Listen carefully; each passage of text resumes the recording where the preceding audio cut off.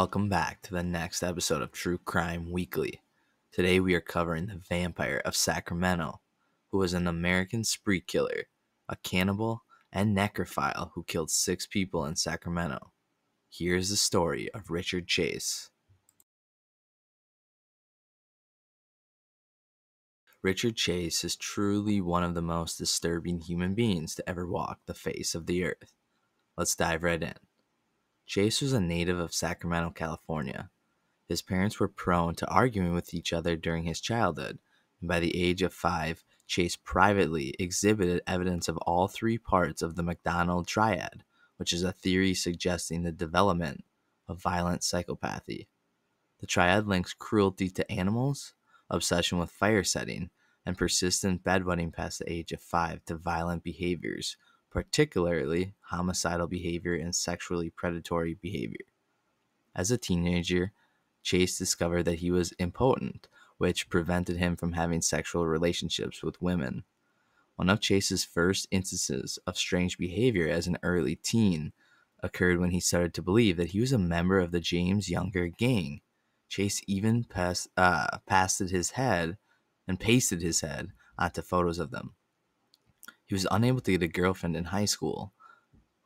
He was able to get a girlfriend in high school, which he began dating in 1965. In interviews, the woman he dated used the pseudonym Libby Christopher. They were unable to have sex the first time they attempted due to his impotence. The relationship continued nonetheless, although his failure to achieve an erection led to their eventual split in 1966.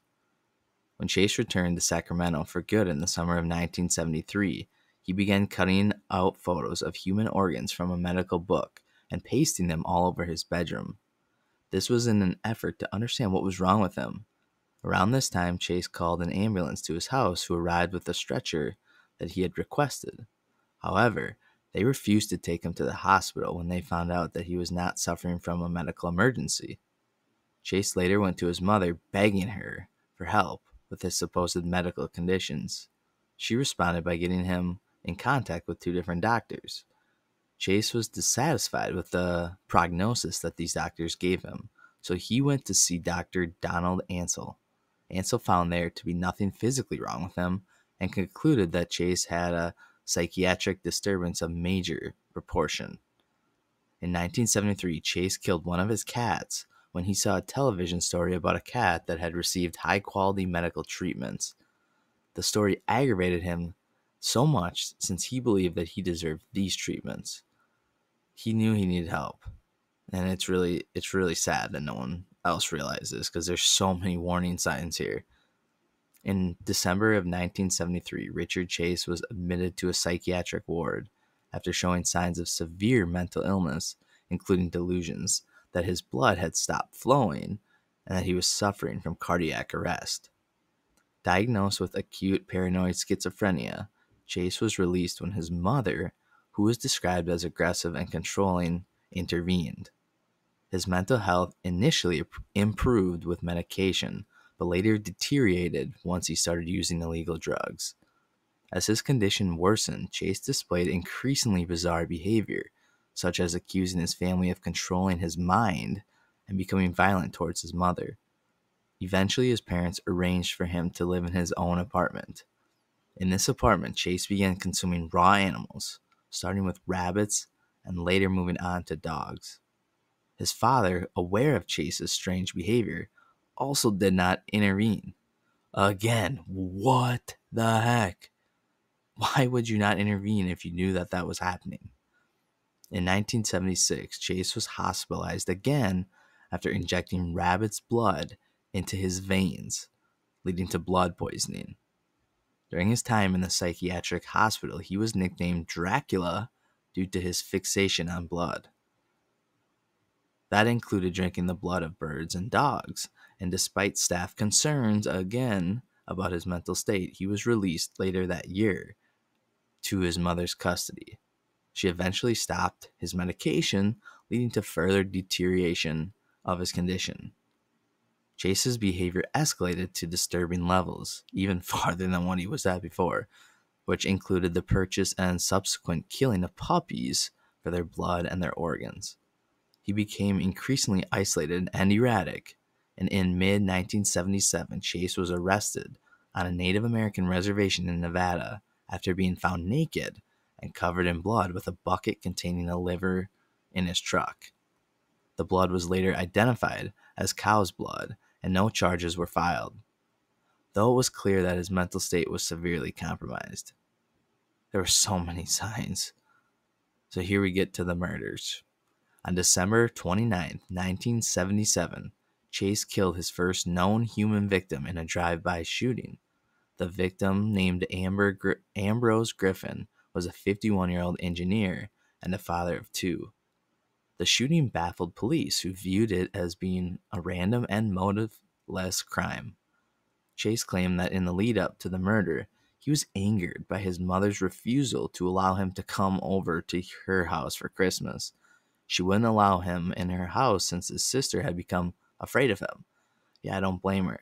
This was following a recent incident where he ripped apart a cat in front of his mother during an argument and smearing its blood over his body. 2 weeks after the Griffin murder, he attempted to enter the home of a woman, but because her doors were locked, he walked away. Chase went on to tell the detectives that when he saw locked doors, he took that as a sign that he was not welcome, but unlocked doors were an invitation to come inside. That is chilling to me. Absolutely chilling. On one occasion, he was caught and chased off by a couple returning home as he pilfered through their belongings. He had also urinated and defecated on their infant child's bed and clothing. He broke into another unoccupied house and attempted to set fire to one of the drapes. Chase later said that he believed the residents of this house had been spying on him and that he wanted them to leave the neighborhood. The Wallen murder. On January 23, 1978, Chase broke into a house and shot Teresa Wallen, who was 3 months pregnant at the time. She had been taking out the trash, and he first shot her in the hand as she attempted to protect herself. He then went on to shoot her in the cheek, breaking her jaw, and then shooting her in the head and rendering her unconscious. He had sexual intercourse with her corpse while stabbing her in the stomach with a butcher's knife from her kitchen. He then removed multiple organs, cut off one of her nipples, and drank her blood through a yogurt cup he found in her trash bag. Absolutely just disgusting and disturbing. He stuffed dog feces from Wallen's yard down her throat before leaving. It was determined that she was still alive while some of this mutilation was occurring, and Wallen's corpse was discovered by her husband, a truck driver who was at work when the murder actually occurred. The next victim of the Vampire of Sacramento is the Murath family murder. On January 27th, Chase entered the home of 38-year-old divorced mother Evelyn Murath and then proceeded to murder everyone inside the building. Chase said that he was only semi-conscious when this happened, so the exact sequence of events is unclear. Near the door, he encountered Murath's friend Dan Meredith. Meredith had been introduced to Murath through his sister and was being treated for a brain tumor at the time. Chase shot him twice in the head, although he also fatally shot Murath, her 6-year-old son Jason, and her 22-month-old nephew David Ferrara, before mutilating Murath and engaging in necrophilia and cannibalism with her corpse. Like with Wallen, Chase cut open the organs of Murath, in addition to repeatedly stabbing her in the anus and attempting to cut out one of her eyes. Semen was found in Murath's anus, suggesting that Chase was actually able to get an erection and have anal sex with her corpse, in spite of his impotence.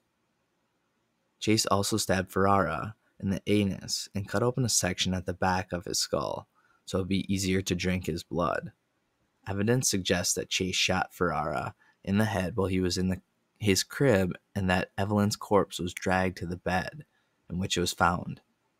There was a bathtub full of blood, meaning that Evelyn might have been having a bath when Chase entered the home. While the mutilations were occurring, 6-year-old Tracy Grenard began knocking on the door, since her family had a scheduled day trip with Jason Murath. Chase said that this startled him, and so he, quote, took the baby and split. He fled in Meredith's car with Ferrara's body and took it to his apartment. Chase went on to decapitate the baby and consume parts of the brain, claiming that he did this because he was hungry. Wow, truly no words. The police investigation and capture. The family of the girl who startled Chase at Mira's house alerted a neighbor who called the police. They discovered that the murderer had left complete handprints and shoe imprints in Mira's blood, and due to the nature of the murder, immediately connected it to the wall and slain. During both murders, Chase had been wearing an orange ski parka his father recently bought him. Neighbors later reported that a disheveled, long-haired man in an orange ski parka had been knocking on their doors in the lead up to Mira's murder, asking if they had old newspapers. Police soon created a sketch of this long-haired suspect. Nancy Westfall, an old high school acquaintance of Chase, later told police that a man in an orange ski parka had approached her while she was shopping. Chase was arrested after this woman came forward, and they checked his background. Police who searched Chase's apartment, they said that they found that the walls, floor, ceiling, refrigerator, and all of Chase's eating and drinking utensils were soaked in blood. Several dog collars were also found, along with rotting organs, which were determined to belong to animals and some of his victims. At first, Chase wouldn't let police in his apartment, so they loudly spoke to each other outside it, pretending that they were leaving. This tactic ended up working, and they got Chase once he left his apartment. When Chase saw police, he initially tried to run from them and resisted the arrest when they tackled him. Chase was armed at the time, and it wasn't known whether David Ferrara was still alive or not, so Detective Wayne Earache contemplated shooting Chase. Once captured, Chase was uncooperative with police, claiming that he had only killed some dogs and that he was being framed by the Italians. Yeah, okay, buddy. He speculated that the murders had been committed by a blonde man in an orange jacket and that someone had been coming in and out of his apartment. It would take only until March of 1978 for the police to find Ferrara's decomposed corpse in a garbage bin. A few days after his January 1978 capture, he was interviewed by psychiatrics and only went into vague detail about his mental health history. When they asked what was on his mind, Chase was not forthcoming. They rephrased the question and asked what was on the screen of his mind, as if he were watching his thoughts on the TV. Chase said, quote, normal things, and, quote, an exploding 747 jet. Yeah, that sounds normal. He also said that he saw lights in the sky that might be UFOs and claimed that he was Jewish, saying that he was beaten up by gangs of Italians because of his ethnicity. In 1979, Richard Chase was tried for 6 counts of murder. Suffering from delusions, Chase requested a lawyer from the Jewish Defense League, which was obviously denied. His defense attempted to avoid the death penalty by arguing that Chase's crimes were not premeditated, citing his history of severe mental illness. Despite this, the jury found Chase guilty of first-degree murder and sentenced him to death in the gas chamber. Throughout the trial, Chase exhibited signs of deep psychosis, claiming that his murders were driven by a need for blood to survive and expressing fears of his victims returning from the dead. In prison, Chase's mental state continued to get worse, and his fellow inmates, aware of his violent crimes, feared him. He was actually briefly placed in a mental health facility. Before his death, the Chase did grant interviews to FBI profile Robert Ressler, in which he spoke of a paranoid delusion involving Nazis and UFOs, insisting that he had been forced to kill to stay alive. He also believed that prison officials were poisoning his food and asked Ressler to test it. On December 26, 1980, Chase was found dead in his prison cell from an overdose of an antidepressant. He had been hoarding the pills, which led to his apparent suicide. Wow, truly one of the wildest true crime stories ever. Richard Chase clearly needed help, and it kind of seemed like everyone that knew him just ignored all these warning signs. What are your thoughts on the Vampire of Sacramento?